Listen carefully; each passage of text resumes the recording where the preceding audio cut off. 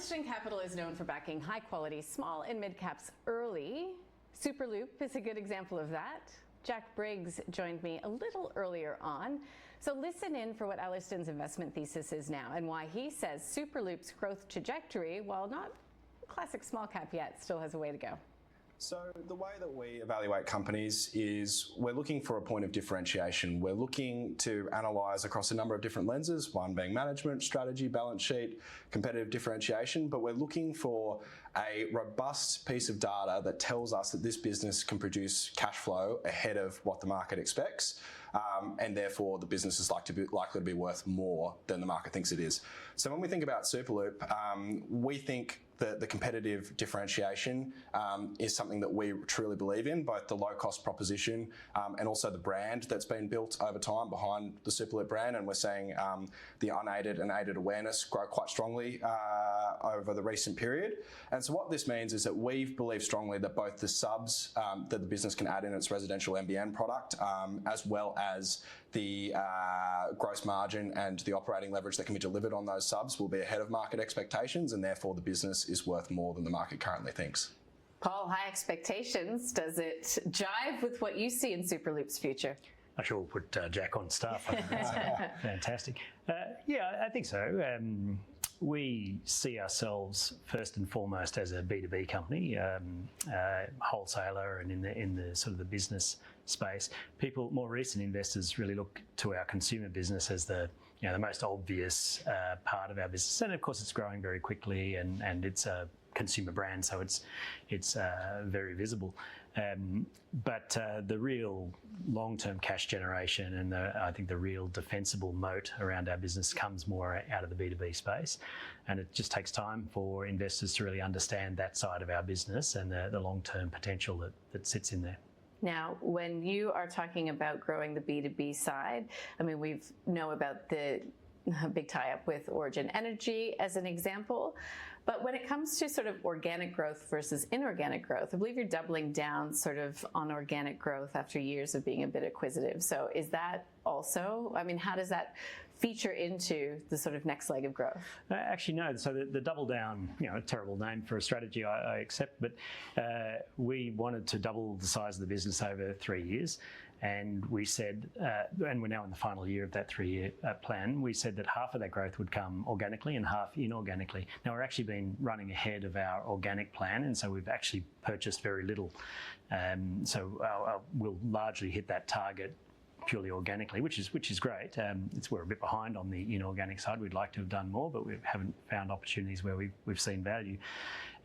Certainly, we have the balance sheet, we have the potential to purchase, but you've got to find the right opportunities. But we're very happy that the organic side of the business is running ahead of plan. Okay.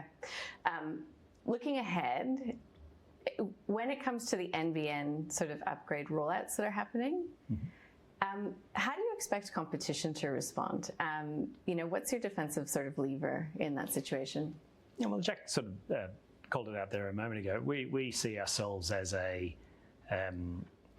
high-performing yet value proposition. So we pride ourselves in our cost base. So we've invested heavily in simplifying our IT stack, in owning the parts of the network you can own in an NBN world, in automation. We really have got what we believe is the lowest operating cost in the market, and you can see that whatever metric you like, OPEX as a percentage of sales or CAPEX as a percentage of sales, you can see the operating leverage just coming through the business. And so we believe we can offer value price, but a great proposition. Our propositions are faster, they're more stable than the competitors, so there's no compromise on the customer benefit, yet at a value price. But again, I'd argue that this is very much the short-term stuff. The consumer, fast-moving business. NBN's doing speed bestowal at the moment, and so there's a lot of noise around that. There's a lot more to Superloop than just the latest week in consumer subscriber ads. And I think that's probably what's impressed us. Paul's touched on there about the management and the strategy, and that Paul's quite clear on what the business's differentiation is and what's its strong point. So, the network assets, the technology platform that they've built, and they've leveraged that into the model that they built for the residential facing business, but they've also leveraged that into the other parts of the business. So a big success that Superloop have had over the last 18 months has been the Origin wholesale agreement that they signed, which was both an innovative deal structure and a great execution from management and the board to make that work in the fashion that it did, with some equity compensation and some tiered success payments that align Origin with the success that Superloop wants to see as well, but also in leveraging the fixed costs and the network asset and the technology platform that have been built across a broader subscriber base than Superloop can build itself with its own marketing dollars and its own brand. And so where we've seen really high return on capital by doing initiatives like that, and as Paul's talking about, leveraging that sort of B2B aspect of the business as well. It's the same technology then, Nadine. We've talked many times about that kind of macro thematic where we see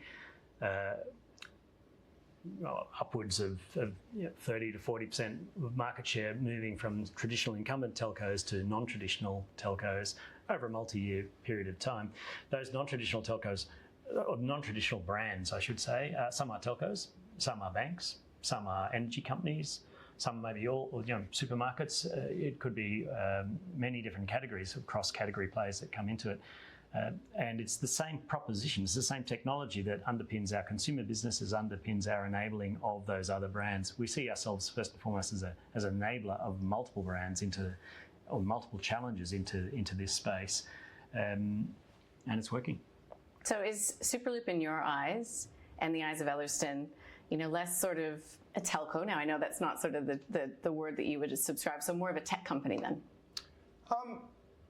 I think it is a telco, but what Paul's trying to emphasise, I think, is he's trying to build a diversity of revenue streams by having the different brands all work within the Superloop platform and having the different end customers across, the business platform and the smart community strategy, which is an exciting part of the next sort of 3 to 5 year journey, as well as the residential NBN piece. So where other brands have been beholden to a single brand and, a residential base, he's tried to build and is building that diversity across that, and therefore you've got the redundancy of not selling a single commoditized product where, an NBN in some senses can be.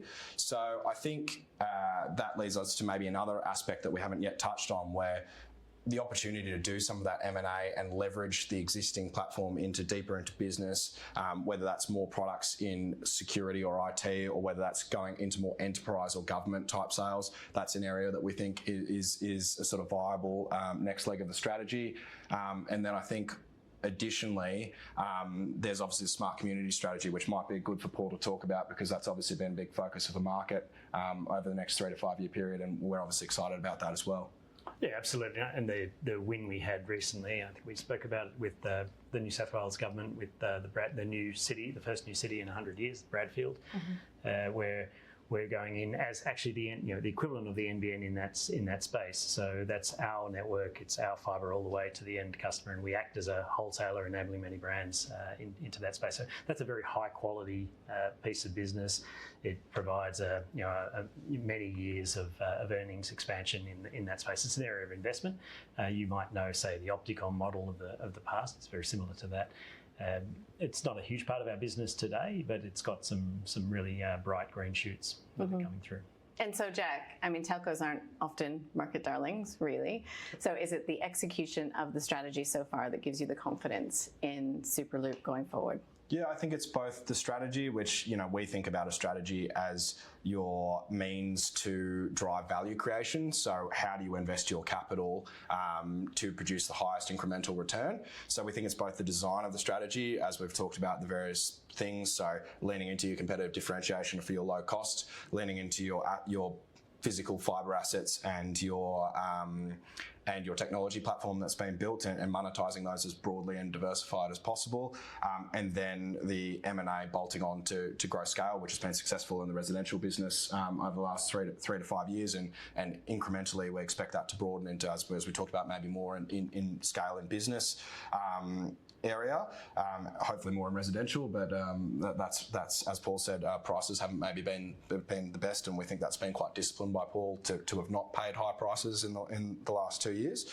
So maximising that return on capital is the strategy, and then there's obviously the execution. And so when we look back on execution, I think one of the biggest ticks has been Paul's ability and the team's ability to scale the business, where many have tried in the last 5 years to build a telco basically from scratch, where Superloop was 5 years ago. It had network assets, but like not a lot of revenue, and everybody else has essentially failed. So that's a really big tick for Paul and his team, for both the experience that they've managed to bring to the table and execute. So we sort of wrap that all together, and we like what they're doing, and we think they can continue to do it.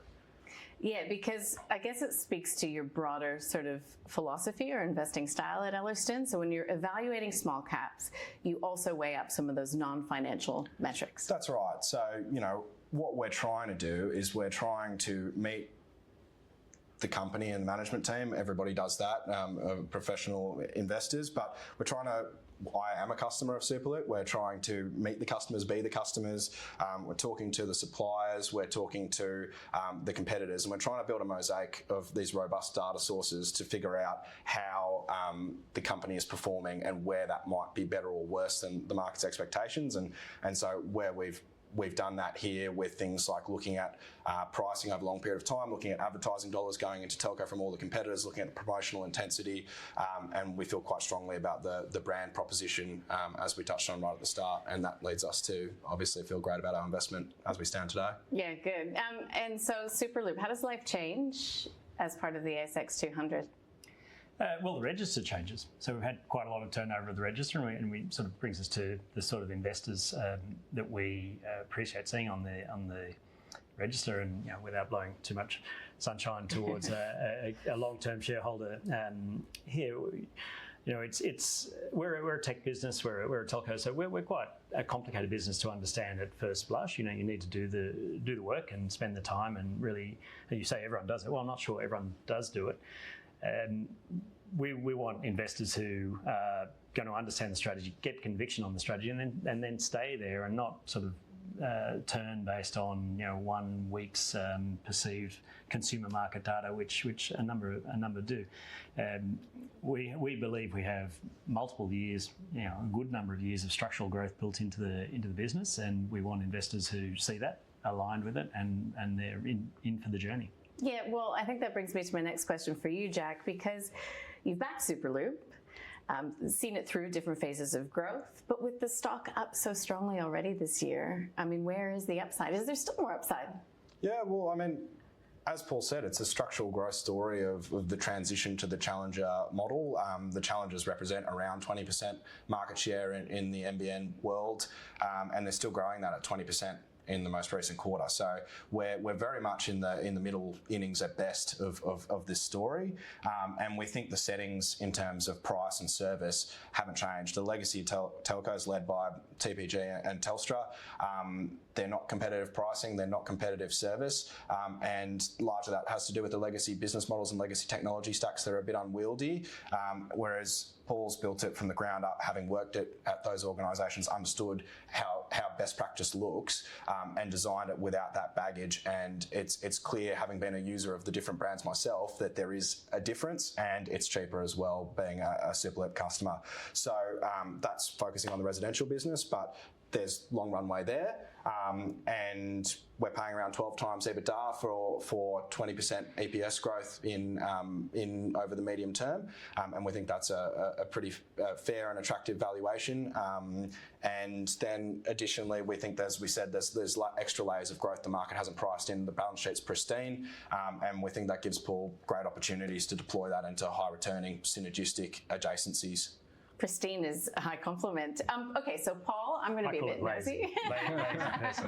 If I were to bring you two together in a year and you were having a conversation with management and you were telling Jack what's been accomplished, what he should be focused on, whether it's a metric or an achievement, where do you think that'll be in a year? Look, I'd like to be looking back and saying to Jack, look, we did exactly what we said we were going to do. We have conversations about our plans for the short term, the mid term and the long term. I think one thing that, and you've said Paul a number of times, and I'd like to sort of call out my team. I think I have an excellent executive team and broader team in Superloop, and we've, I believe, been very consistent in explaining to the market what we're going to do and what the leading and lagging indicators are to measure progress against that. And we've been pretty consistent, I'd say very consistent, in delivering exactly that. So in a year's time, I think we'd like people looking at, we've hit or exceeded guidance. We've delivered on all the different growth milestones for the different segments in our business, and we're laying out the next 12 months from there. We set out traditionally 3-year plans. So I don't know, we're coming to the end of the second one, and we may or may not put in place another 3-year plan. We'll decide that when we get to the end of this one. But we're laying out 3 years in advance. Revenue aspiration, a margin aspiration, a market share aspiration. We achieved that with the first 3-year plan, and we will achieve it with the second 3-year plan as well. So that requires some conviction to lay out. It's not guidance as such, but it's not that far from guidance. And so delivery against what we say we'll do.